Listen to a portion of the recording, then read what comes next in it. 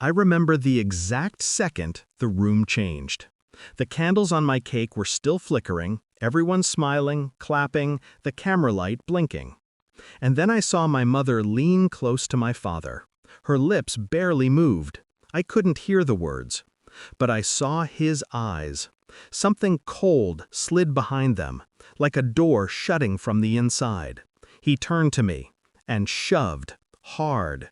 The table corner hit my ribs before the floor took the rest of me. Gasps, a few nervous laughs, everyone pretending they didn't see what they saw. I stayed down, not because I was hurt, but because I needed to understand. They didn't look back. They actually turned and walked away from me, at my birthday party.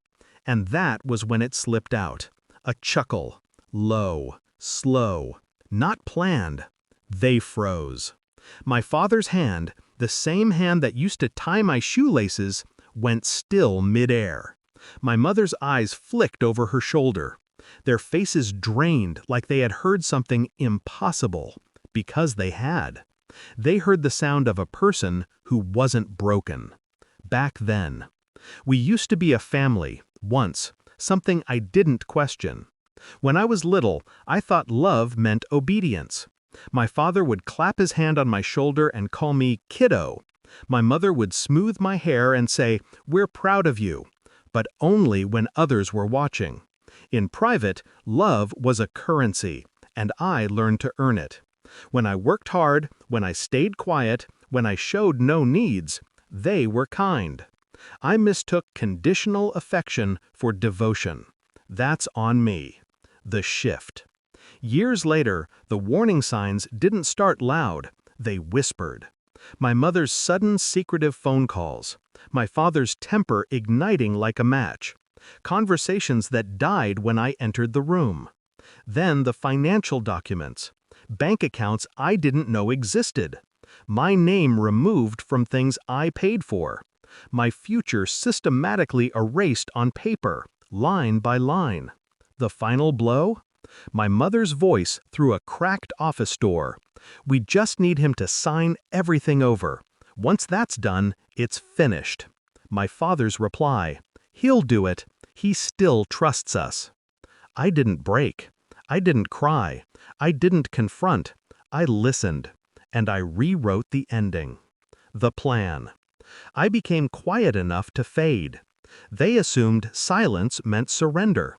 They forgot silence can mean strategy. I collected evidence, recordings, financial transfers, texts, screenshots, witness statements, not dramatic, just thorough. Then I found the attorney, not the kind who advertises on billboards, the kind who plays chess with courtrooms and never loses.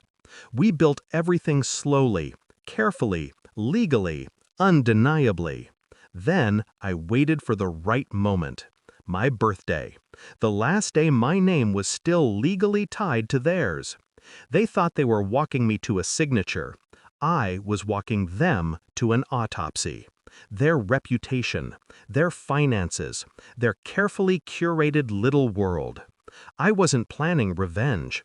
I was preparing consequences. The party. The fall. So yes, the shove happened. Yes, I stayed on the floor. Yes, I laughed. Because I knew what they didn't. The documents were filed at 8:41 a.m. that morning. Court papers served. Accounts frozen. Joint property seized. Power of attorney revoked. Inheritance restructured. Their names flagged for financial investigation. They didn't own me. They didn't own anything anymore. My father turned, voice trembling. "What did you do?" I stood up slowly, wiped the dust from my clothes, looked him in the eyes, the same way he once looked at me when I was too small to understand cruelty. "I didn't do anything," I said. "I just stopped letting you do things to me." My mother's voice cracked first. You think you can—" "I didn't," I cut her off, calm. "I planned." I watched realization crawl across their faces. All those years they taught me to stay quiet. They never realized I was learning how to listen. Aftermath.